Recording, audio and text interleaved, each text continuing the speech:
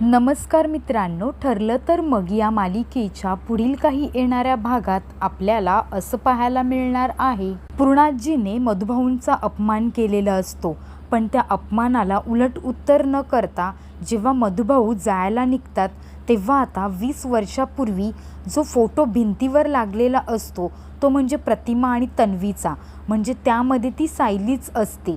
तेव्हा आता तो फोटो सुभेदारांच्या घरात पाहिल्यानंतर मधुभाऊंना खूप मोठा धक्का बसतो.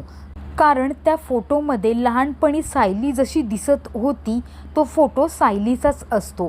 दुसरीकडे कुसुमला पण खूप मोठा धक्का बसतो, कारण प्रतिमा तिच्या घरातच राहत असते आणि ती दुसरी तिसरी कोणी नसून अर्जुनची आत्याच असते. 20 वर्षापूर्वीचा तो फोटो पाहिल्यानंतर एकाच वेळी दोन सत्याचा उलगडा होणार असतो. मधुभाऊंनी सायलीचा फोटो ओळखलेला असतो, तर कुसुमने प्रतिमाला ओळखलेलं असतं. आता एकाच वेळी प्रतिमाच खरी सायलीची आई आहे आणि सायलीच खरी तन्वी आहे, या सत्याचा भयानक उलगडा आता आपल्याला होताना दिसणार आहे. इकडे आता पाडव्यानिमित्त मधुभाऊ सुभेदारांच्या घरी आलेले असतात. तेव्हा ते प्रियाला ठणकावून सांगत असतात, प्रिया, मला तुझ्याशी एकही शब्द बोलायचा नाही आणि आज मी खूप दिवसांनी माझ्या साऊला भेटलो आहे आणि त्यामुळे आमच्या आनंदावर तू कोणत्याही प्रकारचं विरजण आणू नकोस आणि मला तुझ्याशी एकही शब्द बोलायचा नाही. प्रियाला असं बोलल्यानंतर पूर्णाजीला तर खूप राग येतो, पण तिला कळत नसतं की मधुभाऊ असं का बोलतात. तेव्हा आता पूर्णाजी ठरवते, माझ्या तन्वीचा अपमान केला आहे ना, मी यांचासुद्धा अपमान करणार. तेव्हा आता पूर्णाजी साऊ आणि मधुभाऊंच्या आनंदावर विरजण आणायचंच ठरवतात. इकडे आता कुसुमला पण खूपच वाईट वाटत असतं. पूर्णाजीने मधुभाऊंचा जो काही अपमान केलेला असतो तो कुसुमला पण सहन होत नाही. तेव्हा आता कुसुम बोलत असते, मधुभाऊ, आपण इथून गेलेलंच बरं आहे. कुसुम आणि मधुभाऊ आता जायला निघतात. तेव्हा पूर्णाजी त्यांच्याकडे हात दाखवत बोलत असते, कुसुम, तुला जे करायचं होतं ते तू केलंसच. आता मला जे करायचं आहे ते मी करणार. तू बघच आता मी काय करते. आणि तेव्हा मात्र सायलीला खूप मोठा धक्का बसतो की पूर्णाजी असं का बोलतात आणि नेमकं पूर्णाजीच्या मनात काय आहे. मधुभाऊ खूप दिवसांनी मला भेटायला आले हे त्यांना वाटतं सहन झालं नाही आणि या प्रियाला पण सहन झालं नसावं, त्यामुळे हा सगळा डाव असावा. अस्मिता आणि प्रियाने सगळा खेळ रचलेला असावा. परंतु सायलीला मनापासून वाटत असतं, काही झालं तरी माझ्या घरामध्ये मधुभाऊंचा अपमान झाला नाही पाहिजे. ती देवाकडे सारखीच विनवणी करत असते, मधुभाऊंचं काही झालं तरी पूर्णाजीने अपमान नको करू दे देवा. परंतु सुभेदारांच्या घरात जे नको व्हायला हवं असतं तेच इथे घडत असतं. पूर्णाजीने मधुभाऊंचा अपमान करण्याची एकही संधी सोडलेली नसते. मधुभाऊंना ती घालून पाडून बोलत असते. पूर्णाजीचं एकच मत असतं, जेलमधून खून करून आलेला व्यक्ती आपल्या घरात नकोय. भलेही घरातल्या लोकांना त्यांच्याबद्दल काही वाटत नसेल, पण मला या घरात म्हणजे सुभेदारांच्या घरात एक खुनी व्यक्ती मला या घरात नकोय, असं पूर्णाजीचं ठाम मत असतं. परंतु आत्तापर्यंत मी गप्प बसले ते एकाच कारणांमुळे, माझ्या घरातल्यांचा आनंद मला हिरावून घ्यायचा नव्हता. पण आता मी गप्प बसणार नाही. तुमच्या सगळ्यांसाठी मी आजपर्यंत गप्प होते, पण असा व्यक्ती माझ्या घरात पुन्हा यायला नको, असं आता ती मधुभाऊंना खूप काही बोलत असते. तेव्हा आता अर्जुन आणि सायलीचा राग अनावर होतो. अर्जुन आता पूर्णाजीला बोलतो, पूर्णाजी थांब, आत्तापर्यंत तू जे काही बोललीस ना ते बस झालं, पण आता खुनी हा शब्द तोंडातून नकोय. प्रियाला मात्र खूप आनंद होत असतो. पूर्णाजी बोलते, अर्जुन, तू या खुनी माणसासाठी माझ्याबरोबर असं बोलतोस. तेव्हा आता अर्जुनला अजूनच राग येतो. खुनी हा शब्द तोंडातून ऐकल्यानंतर अर्जुन बोलतो, बास पूर्णाजी, किती वेळा एकच शब्द वापरणार आहेस आणि मुळात खुनी कोण आहे हे तुला माहीत आहे का? माहीत नसताना कोणावर आरोप करणं तितकंच चुकीचं आहे. मधुभाऊ अर्जुनला शांत करतात. बस जावई बापू, आम्ही निघतोय आता. तुम्ही काही कोणाला बोलू नका आणि माझ्यामुळे तुमच्या घरात वाद नको. तेव्हा आता पूर्णाजी बोलते, वा, म्हणजे मी कोणाशी काय बोलावं आणि माझ्या नातवाने काय बोलावं हे तुम्ही आता सांगणार का? सायली आता खूपच भडकलेली असते.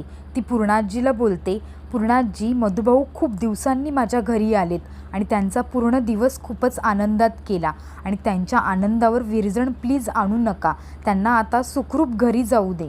सायली आता रडकुंडीला आलेली असते. तिला मधुभाऊंचा अपमान सहन होत नाही. तेव्हा ती कुसुमला बोलते, कुसुमताई आपण एक काम करूया, आपण सगळे तुझ्या घरी जाऊया आणि तिकडे आनंद साजरा करूया. मधुभाऊ हसतच बोलत असतात, साऊ बाळा माझा दिवस खूप आनंदात गेला आणि मी खूपच खुश आहे. परंतु मधुभाऊ आतल्या आत झुरत असतात, कारण त्यांना पूर्णाजीच्या बोलण्याचं खूपच वाईट वाटत असतं. म्हणून त्यांना जो आनंद चेहऱ्यावर दाखवायचा असतो तो फक्त सायली बाळासाठी.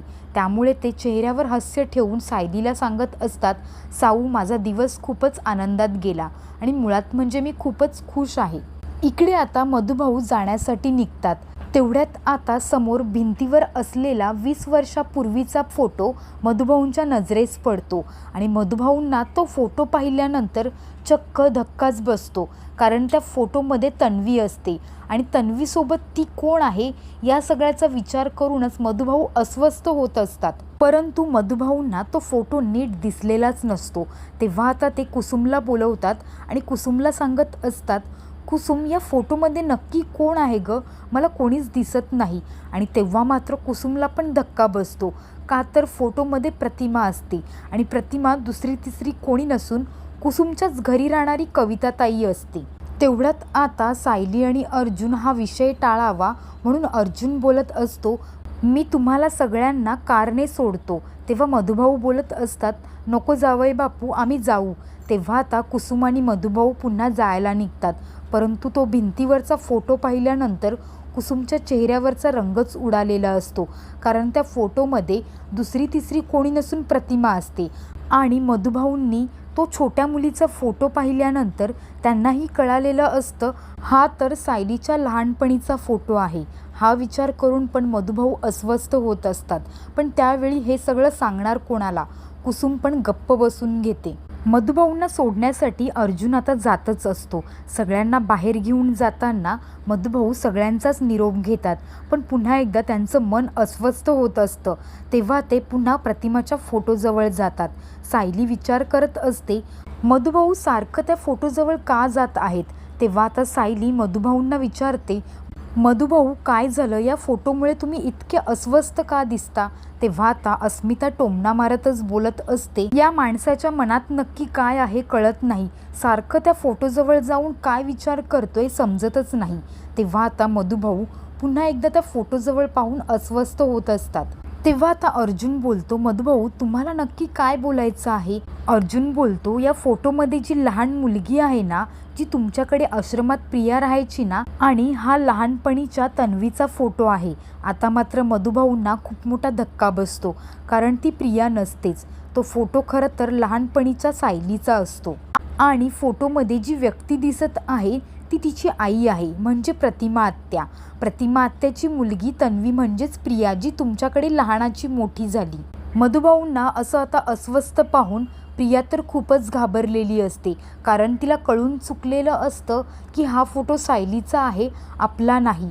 आणि जर का मधुभाऊंनी खरं सांगितलं की ही लहानपणी सायली अशी दिसत होती आणि हा फोटो सायलीचाच आहे, तर खूप मोठ्या सत्याचा भयानक उलगडा होईल. त्यामुळे ती पुरतीच घाबरलेली असते. तेव्हा आता प्रिया नाटक करतच हातामध्ये असलेला पाण्याचा ग्लास हळूच पाणी खाली पाडते आणि मधुभाऊंना सांगत असते, मधुभाऊ नीट बाहेर जावा हां, कारण ह्या पाण्यावरनं तुम्ही पडाल कदाचित. तेव्हा आता अर्जुन बोलतो, मधुभाऊ ते सगळं जाऊ दे, तुम्ही या फोटोकडे पाहून कसला विचार करताय, मला ते ऐकायचंच आहे. तेव्हा आता प्रिया खूपच घाबरते.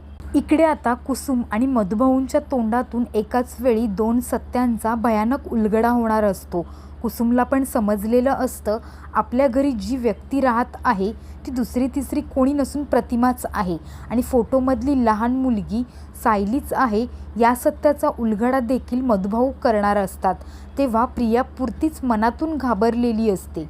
तेव्हा आता कुसुम मनातच विचार करते, या नक्कीच कविताताई असाव्या आणि यांचा फोटो मी पाहिल्यानंतर सगळं सत्य सर्वांसमोर आलंच पाहिजे. मला सायलीशी बोलावंच लागेल. माझ्या घरी ज्या कविताताई राहतात त्या दुसऱ्या तिसऱ्या कोणी नसून या फोटोमधल्याच आहेत. तेव्हा आता हे सत्य सुभेदारांच्या समोर आलंच पाहिजे. दुसरं कोणाला माहीत नसलं तरीसुद्धा चालेल, पण सायली आणि अर्जुनला हे सत्य समजलंच पाहिजे. आणि मधुभाऊंनी पण लहान मुलीचा जो काही फोटो पाहिला आहे ती दुसरी तिसरी कोणी कोणी नसून सायलीच आहे हे सत्य पण सर्वांसमोर आलं पाहिजे. आता मित्रांनो, मधुभाऊंच्या घरी येण्याने आणि त्या एका फोटोमुळे कुसुम आणि मधुभाऊ सगळ्यांसमोर सत्याचा उलगडा करणार का? फोटोमध्ये असलेली प्रतिमा जी कुसुमच्या घरी राहते तीच कविताताई आहे. या सत्याचा उलगडा कुसुम करणार का हे पाहणं अतिशय रंजक ठरणार आहे. मालिकेच्या अशाच लेटेस्ट अपडेट्ससाठी चॅनलला नक्की सबस्क्राईब करा. आणि हा व्हिडिओ जर का तुम्हाला आवडला असेल तर लाईक करून तुमच्या प्रतिक्रिया कमेंट बॉक्समध्ये नक्की द्या.